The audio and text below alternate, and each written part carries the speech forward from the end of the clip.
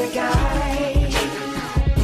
Your bridges were burned, now it's your turn to cry. Draw me a river, draw me a river,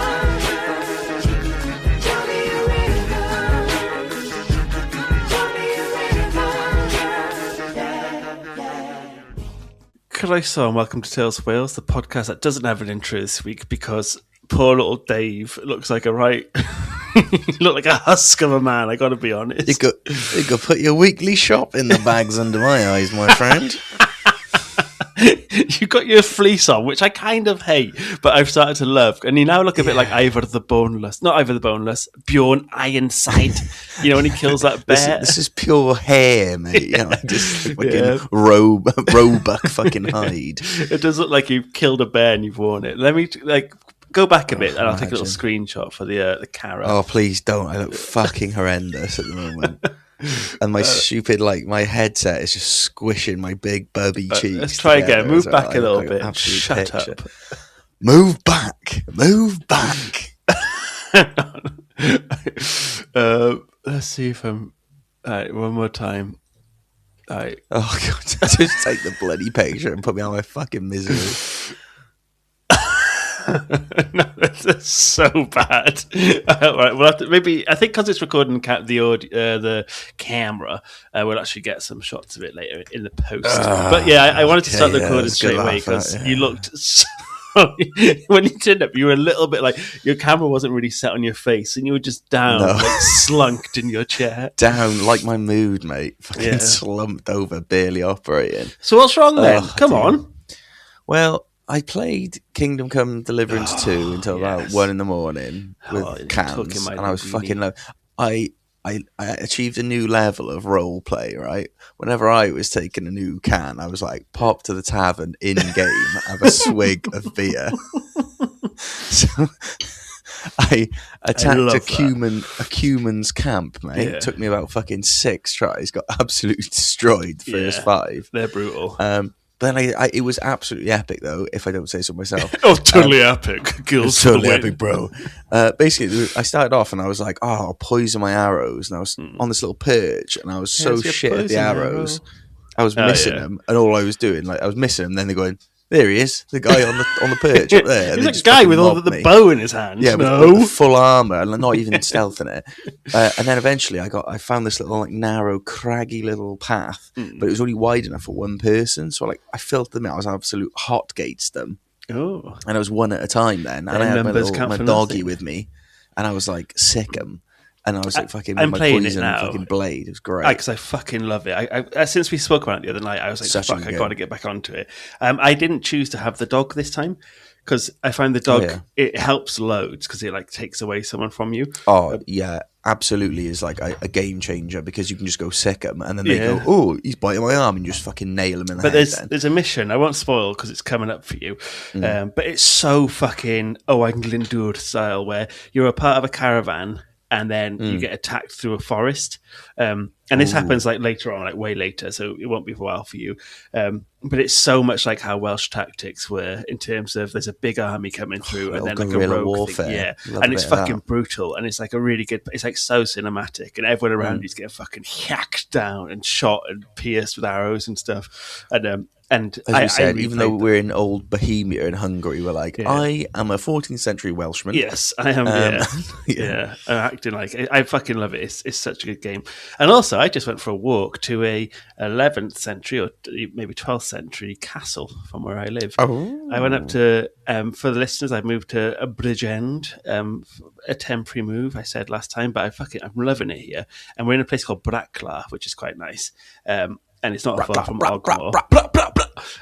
But I'm about 20 minutes from walk away from Coity Castle. So after the gym, I popped up there. Yes, I'm I went to the gym. Guess what? Oh, that really hurt. Oh, really? I just tensed something in my shoulder and it popped. You don't know, mate. Careful. Put the safety on those guns, mate. I should have, man. It's fucking fired off from the hip. I really hurt it. That'll teach me. That's you out of commission now. A couple of Fucking weeks. hell. I can't go back to the gym. I always do that when I try and tense too hard, showing off. Whenever I show off, I always hurt myself. Stupid. But it's from the gym. It's about a 10-minute walk. So I walked up there, and there's a pub directly opposite, and the castle is way bigger than I thought it was, because I had Googled it, but I'm definitely going to do an episode on there.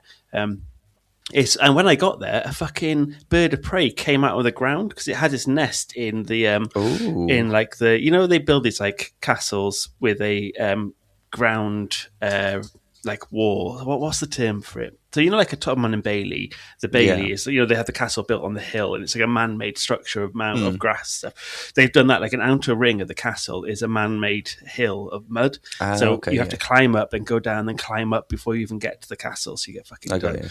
And there was like a kestrel, like it wasn't a Welsh kite, but it was definitely a bird of prey. Falcon Richard. Richard on the floor, and it came up, and I thought, this is living. This is it. And then there's a pub opposite, so I thought when you come over, we should go walk to the castle, walk to the pub, and then come back. And I ditch the girls, go to the pub. I love it. Yeah, your idea. But yeah, I'm very much a fan of Bridgend at the moment. But I'm doing my first pub crawl in 2 weeks' time. I've got 8 pubs I'm doing, starting off in the Golden Three Cups, and then around the pubs in Bridgend. And I've not done a single one before, so it's going to be. I'm going to test what the water's like. I've been to the Dubliner. Yeah, that's what the second pub we're going to. That's like a fairly modern-y type thing, but it's like, you know, it's like, imagine a typical Irish bar, one of them. Yeah. But it was decent in there. And then there's another one that's like in a beautiful building. It's like in a cathedral, like a chapel or something like that. But it like really takes the sort of romantic edge off, because whenever you go in there, we've been in the night, and there's like nightclub lights and music going on, and it's like fucking Darude Sandstorm playing and stuff like that, and then the posters like 3 Jaeger bombs for fucking 20 quid or something. Yeah, and it's like, tell me why, and it's like, it looks great, but the light is like, this is not what the medieval scribes intended. Yeah. We're doing a day sesh, so we're like starting at 11 and be done by 11, so like we'll avoid all that. Aren't they good? Aren't they the best? Yeah, they are. So I'm buzzing for that. But I got a sober weekend coming up. It's Valentine's Day tomorrow when we're recording this. But luckily, we do Santes Dwynwen, so I don't have to do nothing for Valentine's Day. Yeah, we're more Santes Dwynwen guys, but I am cooking some food tomorrow, and we're gonna have a little bit of wine, bit of green. Yeah. I wasn't really going to drink, but M's gotten into a wine again, and we were meant to do dry Feb. That fucking didn't. And you've fostered this love of wine. The minute come on, it's Valentine's, so you'll have a glass. I will. I'll say like, oh, do you want a glass of wine? She's like, yeah, like great. And I just open up my lambs and my down the fucking hatch. But we're hosting you next weekend. You and your wife. Yeah, we're coming over for a little sleepover. Yeah, we're over for a little sleepover, and we're going to do our first Patreon filming. So if you want to see the outcome of that, the winner of the poll, we did a poll which we shared on Instagram as well. But we did a poll asking people for suggestions on what they want us to film. Want us to do. And we'll do top 2, anything for the likes. Absolutely anything. We're going to do, I think we'll do the second one as well, because that did get quite a lot of votes. But the first one we're going to do is a quiz, a Welsh quiz. But we've bought one of those like noughties. I don't like the term noughties, but the 2000s electric. It was a naughty period. It was a bit naughty period, wasn't it? But we bought these electric shock things. So then me and Jack have a quiz against each other, and everyone who gets the answer wrong gets electrocuted. We're going to get zapped. Okay? We're going full Dirty Sanchez, shot collars, and then, whatnot. Around our testes. Maybe we should put the handles around our testes, around our giblets. Oh, that'd be sick, wouldn't it, bro? Oh my god, imagine the views. And then we're also going to be doing a Welsh history tour of alcohol. So we're gonna. Such a. I guess we'll have to do it. I guess we'll have to. But we're going to get like the oldest recipes of like mead, and then try and find like middle age. We're going to try and find some braggot as well, aren't we? Yeah, which is like an old, like Welsh, like whiskey. Very Welshy old brew. It's like a mead so braggot, which you can actually buy online. There's a brewery that can make that. So we're going to go and. Do you reckon it'll be disgusting? Yeah, Yeah. I mean, me and you like piss lager, but we'll give it a go. We like sweet rum and piss lager, so like we have no chance. But we're gonna try and do like 6 or 7 drinks from the ages. So we'll start off with the oldest one. 6 or 7, just 6 or 7, just the quiet 6 or 7. Good one. And then so we'll be doing that shortly as well. But we'll be recording our first one next week. And if you want to see those, you got to sign up to the Patreon, which is patreon.com/Tales for Wales. And just sign up from there. I can't be asked to do the whole spiel again. No, I know what you mean. I was about to just make a whole joke about it. And if you want to see that, you got to pay the piper, baby. You got to put your hands in your pocket. Okay, I prefer that. Just pay the piper, baby. But we're doing this at lunchtime, so we probably shouldn't meander too much. Should we go straight into an Get on with it. Should bloody get on with it. Do you want to do a classic Frank segue? Energy is so sad. You look like you could cry me a river. And today's episode, I'm going to talk about the Crimea War. So from Crimea River to Crimea War. There we go. Yes. You do look tired, mate. So what time did you finish it overall? 4. 4. Yeah. And what time did you start? I was playing Kingdom Come till like 1, and then I was like, now I'll watch a film. And I didn't watch a film. I watched all series, or all that's out so far of series 3 of Primal. Oh yeah. Then I was like, I love that. It was so good. And I was getting so into it. I was like, why isn't the rest of it? So I was like, I'll watch season 2 all over again. Oh really? And I was like, so yeah, I just went on, just glugging back the room. There is no more lambs left in my house. This is it. I did the similar thing, but I called it very early on Wednesday night. I had a few drinks watching Good Time, the the Safdie brothers film. That's a good film. I fucking love it, man. It's one of my all-time favorites. The pacing, the fucking stress, and also for someone like me who used to hang around with but on a night out, I'd always want to keep the night going, so I'd end up in some dodgy places and some rough little houses. It made me feel like, I'm so glad I'm not in that world anymore. But it's quite nice to look back at those who were just chasing the night all night. Now you're through it. You can look back at fond memories. Yeah. But this week's episode is all about the Crimea River War. Probably shouldn't make such light about it because it's quite a horrendous part of history. But but I'm going to be looking at the 1853 to 1856 Welsh involvement, specifically, obviously, of the Crimea War. A little bit of background. So look at this. I'm moving my electric desk down to eye level. Oh, daddy. Fancy. So, a little bit of background of the context. So, the Ottoman Empire was a declining multi-ethnic empire centered on modern-day Turkey.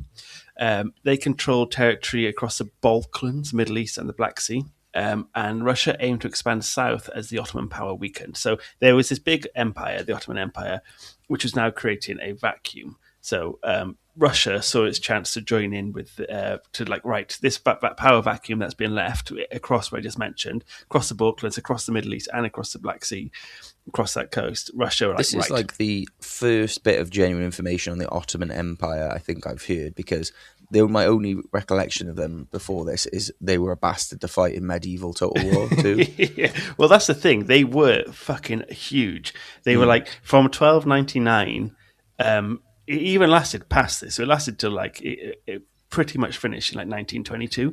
But it spanned 800 years, and it was huge at one point. It controlled huge parts of Southeast Europe, loads of Western Asia, loads of North Africa. It was the major world power. And it was a big boy player. And loads, once it started to decline, in this century, they left a massive power vacuum that the French, the British, the Russians, they were all trying to fill in this hole.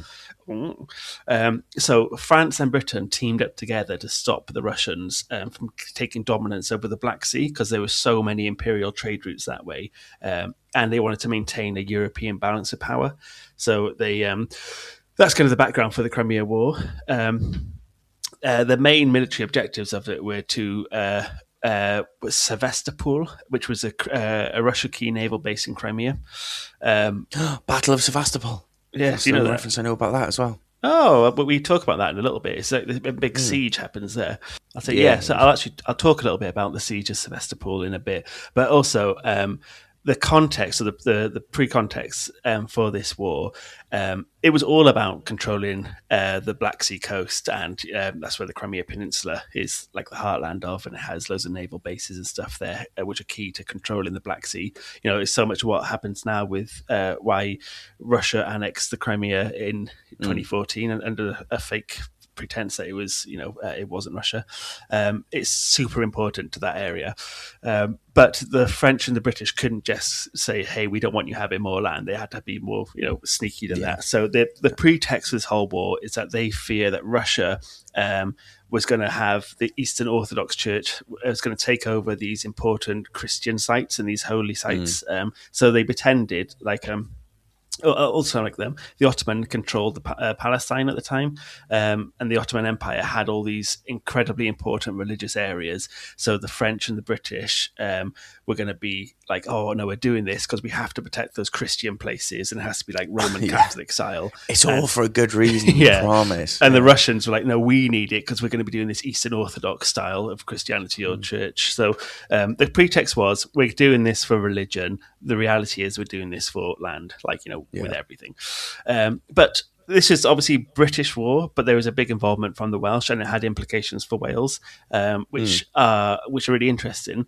So there's no exact figures. You can't really pin down how many Welsh soldiers were there, but it would suggest there were several thousand Welsh people served. There wasn't a separate army, but so they were absorbed into the British regiments.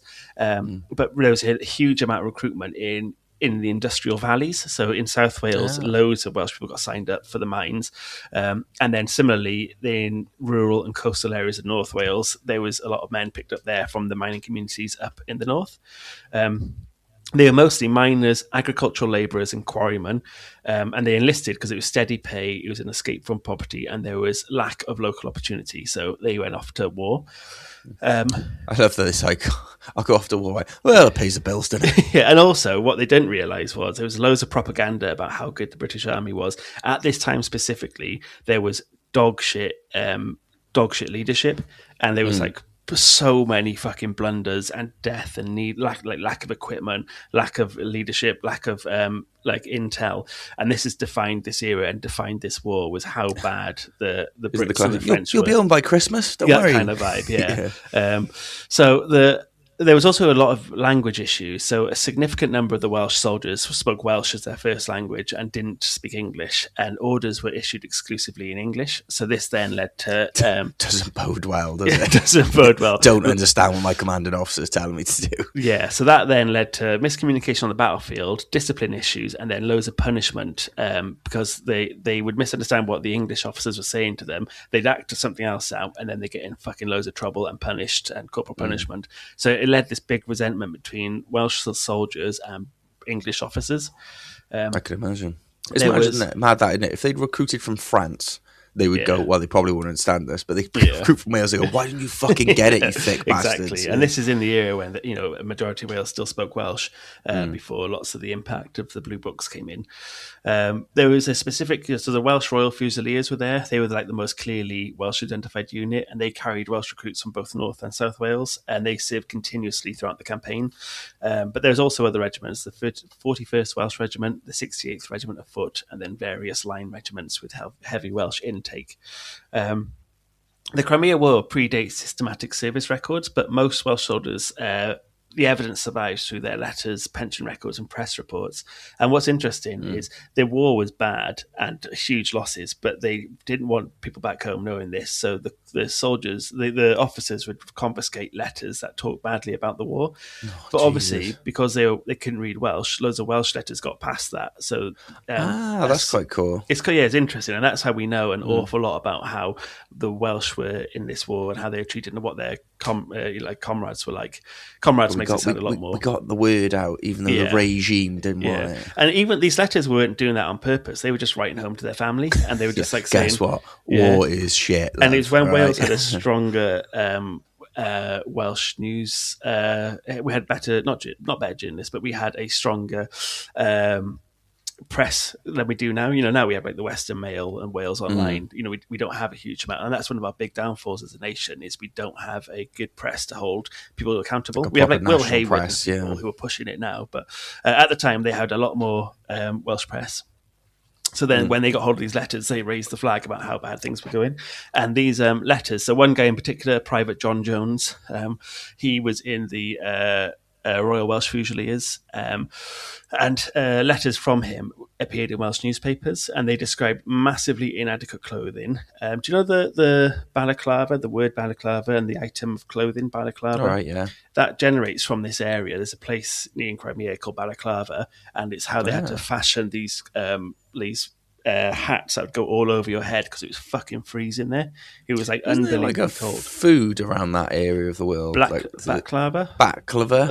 Yeah, baklava. Yeah. You're a baklava. Not quite the same. Yeah, well, don't know what I mean by that. No, baklava. You little baklava. And there was inadequate clothing, huge cholera outbreaks, which I'll talk about later. And then the letters also described huge bitterness towards officers. Cholera, barely knew her. Yeah. And because he was called John Jones... you just get straight over that, come on. Sorry, but you said it like this. Cholera. Yeah, that was part of the charm. I couldn't really hear you because you're so talking so quietly. Cholera, barely knew her. Yeah, very good. That's a good one. Cholera, I barely knew her. That's enthusiasm. I should have. But instead, you're like this. We can see each other on camera now. Just so you go lean back in your chair going, I'm slumping ever so slightly to the right every time. So the guy they got a lot of the letters from was John Jones, but because that's such a common name, we can't accurately determine if it was more than one John Jones or just one guy who was like, I fucking hate this. But they accurately reflect the common Welsh soldier experience, so it doesn't matter if it is one man or if it's lots of men. There's another guy called Sergeant Evan Evans, which, classic Welsh name, just double it up. And he was a long-serving soldier from North Wales, and he represents the experienced Welsh backbone of the regiment during the siege. So during the siege of Sevastopol, I'll say it properly, but I just panicked there and said it too quickly.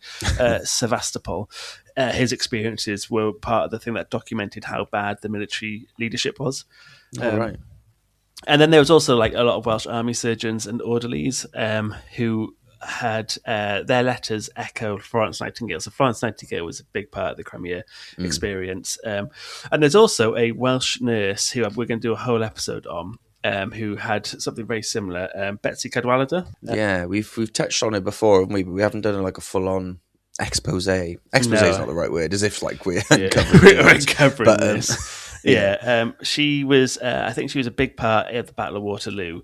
Yeah, she actually worked alongside Florence Nightingale in the Crimea War, and we've got a whole episode on her, which I think we should do in the next coming weeks because it makes sense. I wanted us to do the Crimea part first, and then talk about tee yourself people. up, mate. Yeah, but I think I have some understanding that her and Florence didn't get on amazingly well. Yeah, didn't we have a guest on that was a big Betsy fan, a big Betsy fanboy, you might say. It was Cambrian Chronicles, wasn't it? Mm-hmm. And he was saying that what you just mentioned then about the animosity there between her and Florence Nightingale. Yeah, there was like a bit of women. Am I right? Oh god, you got to trust them. They're too emotional that job. Am I right? As there's a war with hundreds of thousands of men dying, it's like, oh bloody women! I've done that. We literally called it the Crimea River War earlier. So we're not the fucking historians we pretend to be. Yeah, but yes, letters So letters from Welsh soldiers, and especially Welsh surgeons, came back, described the filth and the overcrowding, and more importantly, loads of preventable death. Like, the biggest killer of this war was disease. It was an actual war, so and it became a real sticking point to how fucking awful British soldiers were being treated in the war by the British government. Welsh soldiers were present at every major action, but they were often ignored or not named in official histories. So that's why we're doing things like this to kind of show homage to those soldiers.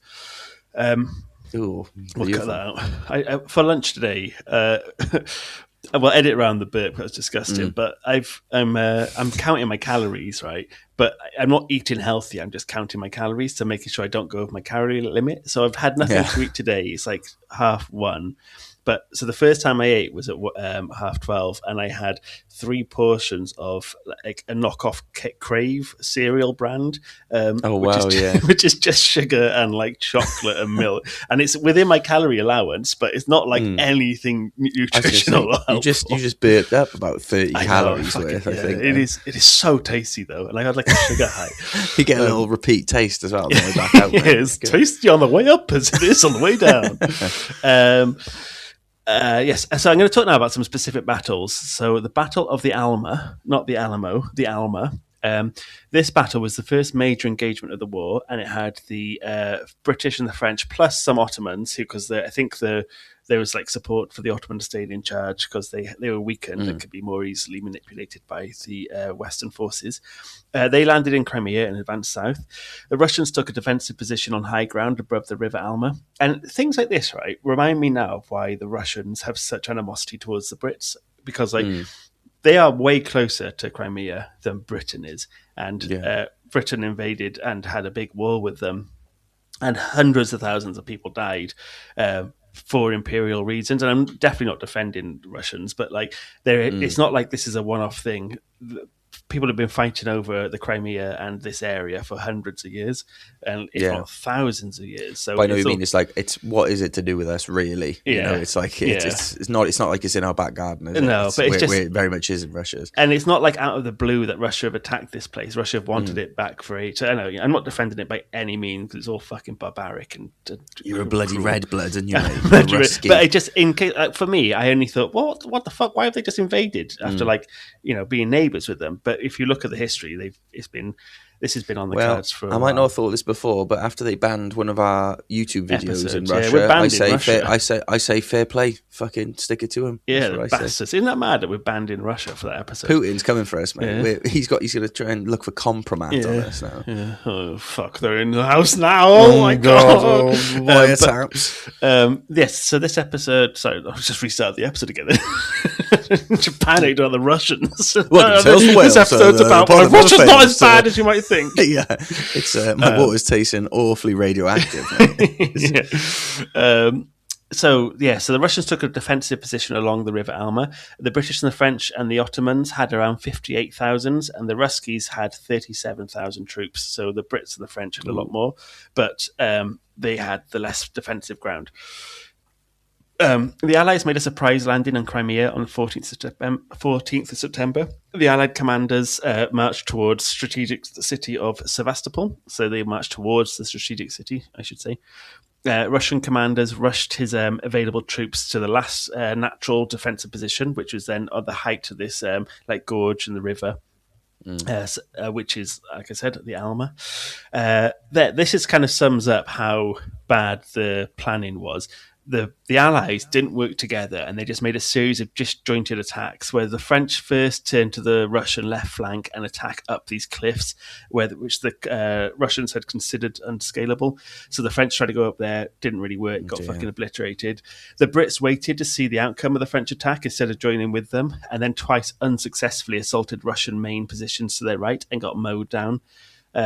The light division had not extended itself far enough left, and on this advanced angle, the troops on the right of the light division and the left of the second division began merging. So there's confusion about these two units crashing into each other. So this one, then the strategic formation of the British was completely lost. Their line was kind of disjointed, and their position and tactics had to start again. And then for the third time, they crossed over this river, and all order was lost. People were the companies and regiments became jumbled together. They couldn't hear their officers, and the lines had been 2 men deep, were now just crowded and nestled and fucking cannon fodder. Yeah. But the Russians, seeing this, they began to advance down the hill from either side with great firepower, shooting down on the Brits. The mounted British officers galloped around their men, urging them to reform their lines, but they couldn't successfully persuade them, or it was too hard for them to hear. And they're trying to get them to take shelter, but it was just fucking chaos. They're all in this river. It's fucking freezing. There's disorganized. People didn't even speak the same language. People getting shot and whatever, left, right, and centre. Yeah. Some of the soldiers were so confused and unaware that they were actually under attack because they had quite a lot of people. There's 58,000 of them. They didn't really understand they were going into the fort. Some of them sat down in the river and started filling up their canteen bottles, and some of them were fucking eating. Some began to eat. They thought they were told to stop. They saw the officers running round, and they were like, "Oh, right, we're stopping here. It's time for a biscuit break." Yeah. So that they were like fucking bullets whizzing past, going, "Time to fill up the canteen?" Yes. Yeah. And then this one guy, Major General William Codrington, he was a commander of the Light Division. He was aware that this was going fucking bad quickly, and the Brits and the French were about to lose the first action. He took command, kind of rallied everyone, told everyone to fix bayonets and advance. So he took control of like a lot of it, and eventually superior British rifle fire forced the Russians to retreat. With both flanks turned, the Russians' position collapsed and they fled. They really then, if the Brits were prepared, they should have had like a cavalry unit to chase them down and like obliterate them, like when you play Total War. If an army retreats, sometimes they've only lost a couple of hundred men, but you need then something quick to pursue them to be able to capture, to kill and capture, which is bleak, but that's kind of what you need in war. Yeah. But they didn't have any cavalry to chase them down. So the Russians had lost this position, but didn't lose a huge amount. And they end up having to... They could have taken out fucking thousands more had they had the actual right troops they needed for the day. I like the idea that, to harken back to the Welsh not understanding English, there's like a huge Welsh cavalry unit there, and there's an English commander going, "Chase them down." Sorry? Bit too short of boy. Fucking hell. Yeah. Size cunt. So this summed up a lot of the war. The Brits and the French didn't have the right soldiers or the formation, and they constantly made mistakes, and they were really poorly managed. They could have crushed them if they had the right tactics, but they fucked it. Yeah. The battle cost... I imagine a lot of needless death on both sides, obviously, but especially on the British and French side, considering they just were woefully unprepared.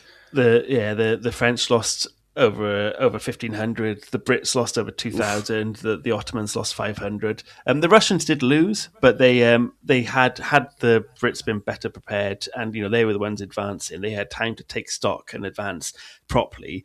They could have wiped out or caused a devastating blow to the Russians, but because they didn't, they managed to get back, and they become part of the next siege, with a big reinforcement of Russians. Let me just carry on. Yeah, so the Welsh part, where the Welsh were during this, the Welsh faced a lot of the start of it. So the Royal Welsh Fusiliers were part of the advance that went up the steep slope. They took heavy Russian artillery fire, and they also fought with the bayonets at the front. There was a lot of the conditions were criticised, like the tactics were really outdated. They had these poor formations that kept overlapping, and the Welsh and British soldiers were forced to advance under massive heavy fire with little cover. So the casualties were significant, and they recorded as being significant, but they did achieve victory in that one. And because they did achieve victory, the Alma boosted Allied confidence, and the generals only reported the win rather than the reality. So when they wrote back to say, "Hey, we won this fort," we smashed it, boys. They could have absolutely decimated, but they didn't, and they lost a lot of troops. So at the time, people it boosted confidence falsely. But then these Welsh letters, they went back home and told the reality of it. They said the wounded were left untreated. So those who had got wounded were just left without anything to make them any better. And then the early cracks in leadership competence were really visible. The next one then is the Battle of Inkerman, which has Welsh involvement. It was fought during the Crimean War on the 5th of November, so a day after my birthday, in 1854 by the Allies, by the Brits and the French against the Russians. The battle broke the will of the Russian army to defeat the Allies in the field. So this was one of the battles. After this, they then go to the siege of Sevastopol. But this is a battle that ended up the Russians realizing they couldn't win in an open field. The role of the troops fighting mostly on their own. So there was a huge fog at this battle, and the engagement ended up being called the soldiers' battle because everyone had to kind of fight for themselves. It wasn't like following orders. Yeah. You couldn't even see who you were meant to be fighting. So why the Inkerman battle mattered. The Russians actually started it. It was a surprise attack in dense fog. But it was characterized by chaotic, close quarters and brutal fighting. Officers couldn't see or control their men. So again, soldiers were left to their own devices. They couldn't rally around and say, right, we're doing this just formation. Stabbing in the dark, pretty much, yeah.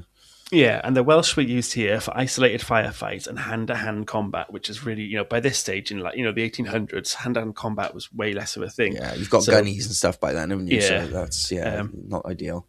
And this is one where the language barrier mattered less because no one could hear each other and no one could see each other. The fog was so thick that you were literally fighting. You could be with your, if me and you were there, we're like, hey mate, let's stick together. But you couldn't be in your whole regiment. You're pretty much lost. And people would get cut off. So people would wander too far and be far behind enemy lines and then get fucking eviscerated. So if you picture it, thick fog, mud, cold rain, and poor communication, it's like the scariest fucking thing ever. No, that sounds horrible. I imagine a very intense film scene being made out of that. Do you know what I mean? Like just the fog rolling over and just like not being able to see a fucking thing. The numbers here are fucking mad as well. The Brits and the French had around 15,000, or closer to 16,000, but the Russians had over 40,000. The Brits and the French lost around 4,000, so they did lose a lot, nearly a third of their soldiers to death and injury, whereas the Russians lost nearly 12,000 in death and injury. Bloody hell. This kind of battle, because they did so well against so many more people, and they did it based on their own soldiers' mentality rather than the officers, it solidified that the soldiers carried the war rather than the officers. But when it finished, the officers took credit for such a massive win, even though it was kind of an individual war. Yeah. And then it comes to the final part, the Siege of Sevastopol, which is where Wales bled. The Siege of Sevastopol is one of the last classic sieges in history. You mentioned earlier, Jet, that you knew about it. What did you know about? There's a Russian film that's meant to be very, very good. It's called The Battle of Sevastopol. I tried watching it on the plane one time, but I didn't have the right subtitles. It was really out of sync, and it's all in Russian. So I was like, I'm not going to watch it. I'm not going to just try my Russian knowledge out. Yeah. But it's meant to be very good. There's that, and there's another film called The Beast, which is about a tank unit in Africa somewhere. Yeah. Sort of trying to limp home in like a broken down, almost broken down tank. You've told me about that before. Yeah, they're both meant to be very, very good, but I just haven't watched them properly. Like I said, I tried watching Battle of Sevastopol. It's meant to be very good.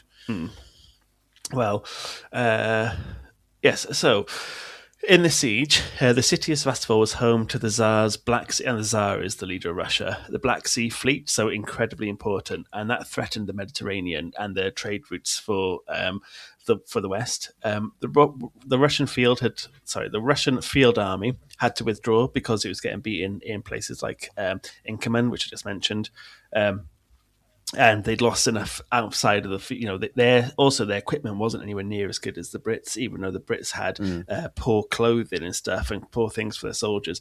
The firepower and things was decent.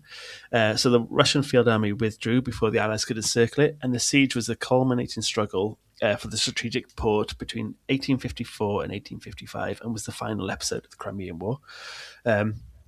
What the siege was, it was a prolonged attempt to destroy Russia's main naval base. It lasted nearly a year.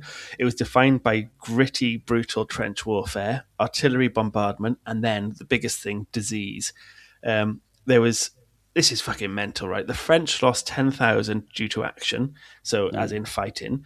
They lost 20,000 due to wounds, and then they lost 50,000 due to disease. Christ. So more people died just from the French side from the disease than they did from the fighting. From any injury or fighting in general. Yeah, the Brits fared better, but they had less soldiers. They lost under 3,000 to action. They lost less than only 2,000 to wounds. So that's a combined of like 4,500 people from fighting.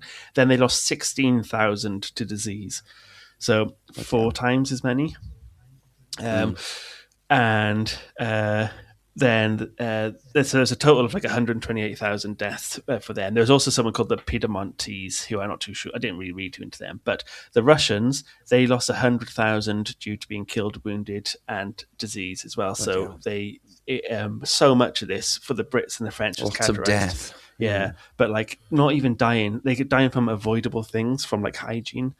The Welsh soldiers mentioned that they had really poor shelter, incredibly inadequate winter clothing, so they were freezing to death in some cases, barely any rations, and cholera, typhus, and dysentery just wiped out parts of the camp. Oh, God. Disease killed far more Welsh soldiers than any combat did.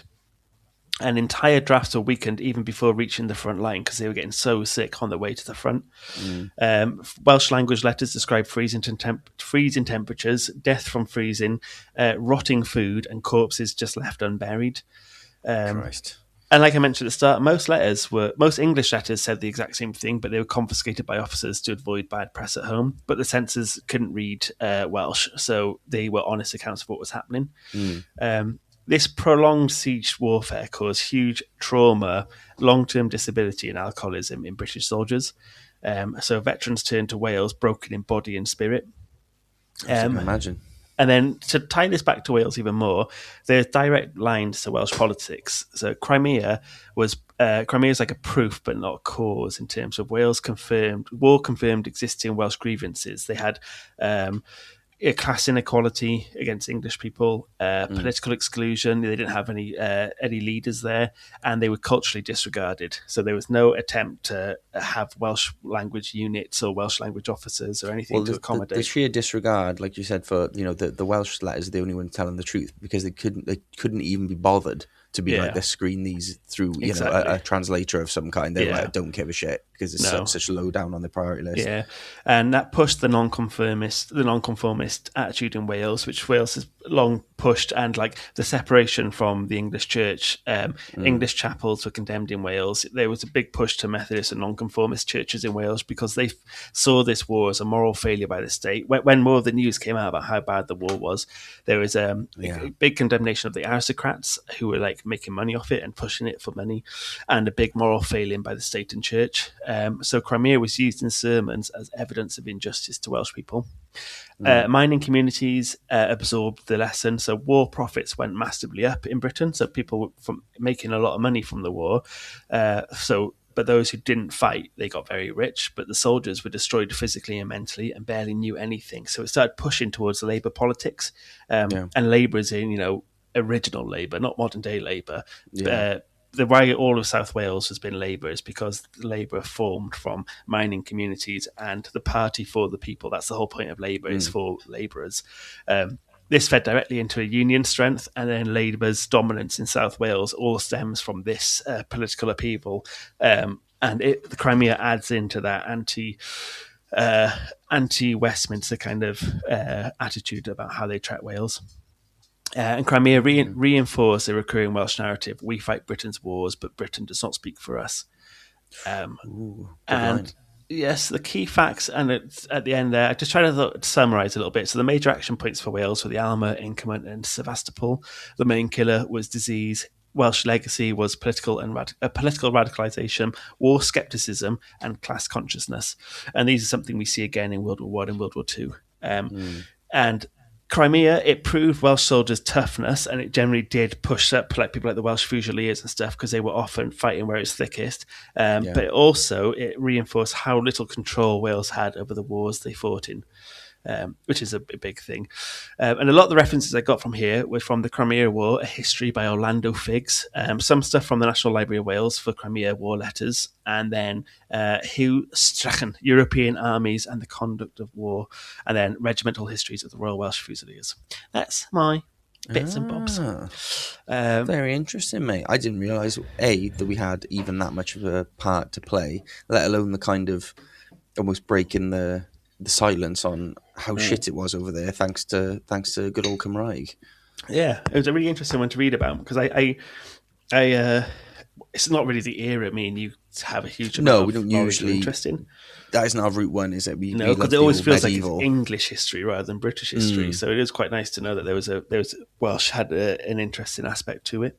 Yeah, definitely, man. Very interesting. Thanks for listening. If you got this far, people have been doing this as well. I did notice the other day that we had a lot more stars than last time I checked on Spotify. If you could leave a review on Apple, that would be amazing. But if you could just continue leaving 5-star reviews, it's so helpful. Yeah, and if you want to join the Patreon, please feel free to do that. So we love you. Goodbye. Yeah, sorry.